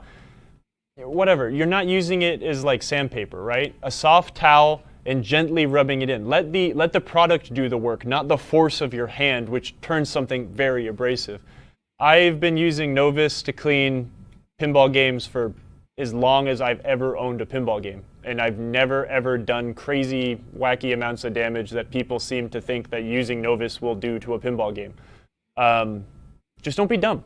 Don't use a belt sander, right? Like use a soft cloth and some gentle motion and let the product do the work instead of your pushing. That being said, I've never, ever, ever done that to a Diamond Lady before. But I still think it might be a safe bet. I mean, if you're really, really scared, you can use the naphtha method, but I just don't like using naphtha to clean pinball dirt and stuff like that. Novus seems to do the best job. Nice. And can you talk a bit about replacing ramp flags? This is from Pinhead's Arcade. Ramp flaps? Ramp flaps. I hate it. Flaps. It's annoying. I mean, you got to do it sometimes, though. I cut my own a lot of the time because it is difficult to get replacements for some of them. So there's two different kinds of spring steel. You've got like 0.001 and 0.005 inch. Some of it's like really, it's kind of firm and some of it's really floppy. You can cut it with like a good pair of scissors, a good like sharp pair of scissors. It's hard. It is hard to make your own, and you have to invest in riveting tools and stuff like that. I don't know. It's kind of a general question, but you can make your own, buy a lot, and make mistakes and end up with the best one. They are difficult to drill. When I drill holes in spring steel flaps, generally I'll get a punch or something to start like a hole, and then use a bit to start shaving away. Because if you just try to use a regular drill bit, it can start tearing it up and doing all sorts of wacky stuff. And you want to, again, try to avoid it from kinking. So I like to pop a hole into it first and then use a couple small drill bits to get it bigger. It's a pain in the butt. I'm working on trying to find a way to get spring steel made by providing samples and then having someone cut it using a water jet. So hopefully we might actually have some pre-cut ones available, but it's a difficult process. And back at the Vitrograph, Nancy said, no belt sanders or blow torches. Yes. No, that's bad. That's bad form. You'll lose points. Yeah, ramp flaps. Annoying. But thankfully, a lot of the reproduction ramps now come with new flaps. Yeah. Bat Out of Hell said, also the steel for ramps, the stuff I got from PBR is kind of blue. Is that a film I can't seem to get off? Nope. It's the blue is part of the treating process for the metal. I think I don't know how it's done, but it's something to do with heat and some sort of a chemical to give it that kind of a finish. You can get bluing. You can go to like a gun store. A lot of guns that are like not shiny, they're blued. And again, that's from the factory, but you can get some stuff that will kind of give it a chemical film that turns things blue again. So if you have like a flap that you sanded a little rust off of, but it's still really nice, but it's kind of discolored, you could always try brushing on some bluing stuff. I've had good results with it in the past. We sell bluing fluid. Oh, there you go. Perfect. Don't have to go to a gun store unless you want to, but we sell it so you can pick it up with your next order. Yeah. I didn't know that. I don't spend enough time looking at that stuff on the website. And let's see, a few more questions. Oh, this is a good one. Thoughts on polyurethane rubbers? Good. Good thoughts. It's good. I mean, man, you're just trying to make me open every wormhole. Who's going to ask me about LEDs next? Polyurethane is the best wearing rubber. It also has the most similar characteristics to standard rubber. That's kind of fact, right? We sell it with the brand Super Bands. That's our in-house formulation that we came up with a while ago, and the wear properties on those things are excellent. They perform like standard rubber, and they have a long life. They are very, very difficult to stretch on to a game, right? Whether it's a flipper or around some posts, but they're very solid. I like them. Generally, though, I do use white rubber for most things, unless it's a game that's on location that has like a notoriously crummy spot where balls like to break. Or like when I have good players, at certain locations that have good players and you do a lot of post passes and stuff, I'll use like a poly band for the slingshots to keep those things nice. Sometimes I'll just put them on flippers. Sometimes players prefer red flipper rubber, so I ask the players. But poly's good. I like poly. Nice. Yeah. Have you ever worked on an Italian Zaccaria Technoplay pinball? No, but I want it. That would be an honor. Right? I used to have a Devil Riders. I love that game. I really like the Zaccaria stuff. I'm almost ready to just sell all of my pinball games and just only have weird European import stuff. That's like what I'm into right now. I've never worked on that game though, but they're good. The electronics are really solid, and the Italian games are pretty innovative too. For their times, they were really interesting, I think. I like them. Yeah, and Bad Out of Hell, I just posted the coding for the Blue Spring Steel link. Yeah, give it a shot. It's okay, and it's better than nothing, but it's not going to look as like brilliant and vibrant as your original, or what it looked like when it was new, right? So, yeah, and this Bride of Pinbot I'm working on, the left ramp is original, but I replaced the center ramp, and the center ramp comes with a new piece of spring steel, and it's super gorgeous, and it makes the one that I cleaned up look like absolute crap. So, I think the customer will be okay with it because I really don't want to cut another flap out. All right, and the last question is from Wake911. How to learn to diagnose grounding issues? Solve the issue, and then you'll learn something.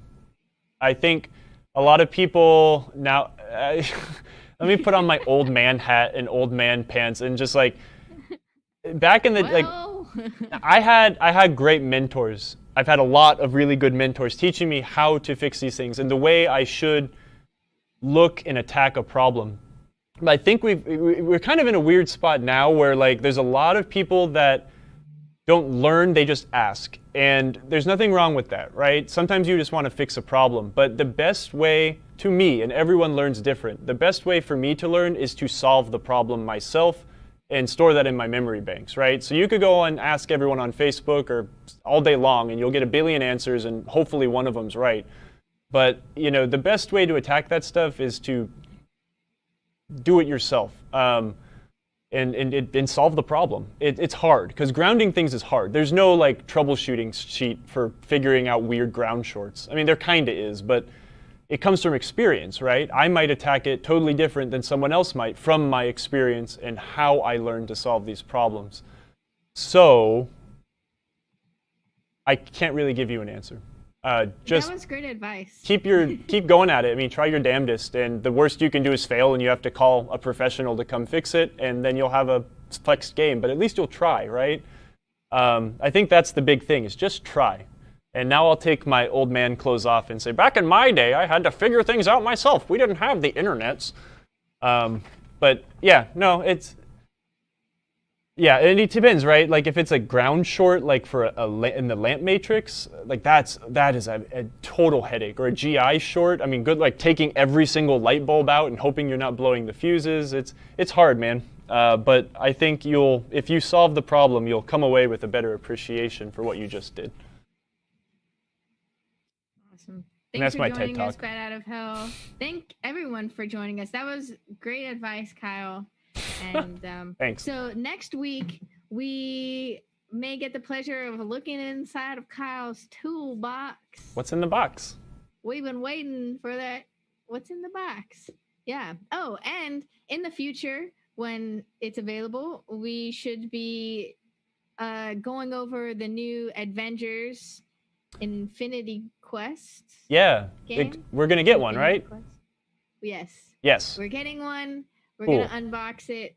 We're not going to do the whole unboxing thing like we did in the Turtles. If you want to know how to unbox your pinball machine, go visit that one in the archives. But we will go through all the mechs, look underneath the playfield, talk to some of the Stern engineers or artists.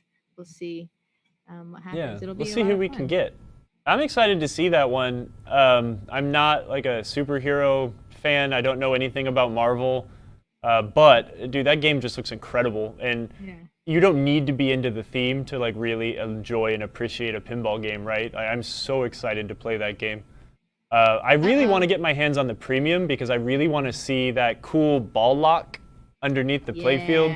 As Gary kept saying, it's like, I really liked Flight 2000 and Harry Williams' ball lock thing. And as I was thinking, a lot of those old Stern games had these really cool physical, kind of like a seesaw action to physically lock a ball in the playfield. It was super cool, and I think Keith did a faithful recreation of that. So it's beautiful. Pinball newbie, you're just gonna have to see what's in Kyle's toolbox by tuning in next week. What's in the box? If it was my toolbox, it would be filled with beef jerky and that's Red Bulls. I mean, definitely beef jerky. I wish I had room to put beef jerky in my toolbox. It's always good to have a snack. And Pinball 122 wanted to remind you, Kyle, that you promised to make them some circuit breakers. All of us, actually. Oh, you're killing me. Okay, I'll throw that on the pile. I'll try to find those. You know what the best thing to do is? I'll sit here and make promises all day long. Send me an email and hold me to it. I want to make them. I think that would be a really cool product to sell. I can have my own goofy designer line of stuff. Bench screwdrivers and circuit breakers, man. Pin Kyle? What's it? What's up? Pin Kyle. Pin Kyle? Like pin coil. Ugh. Pin Kyle. All right, y'all. We're going to leave. We will see you guys next Thursday, possibly. We can't leave until we raid somebody. We can't make that mistake again.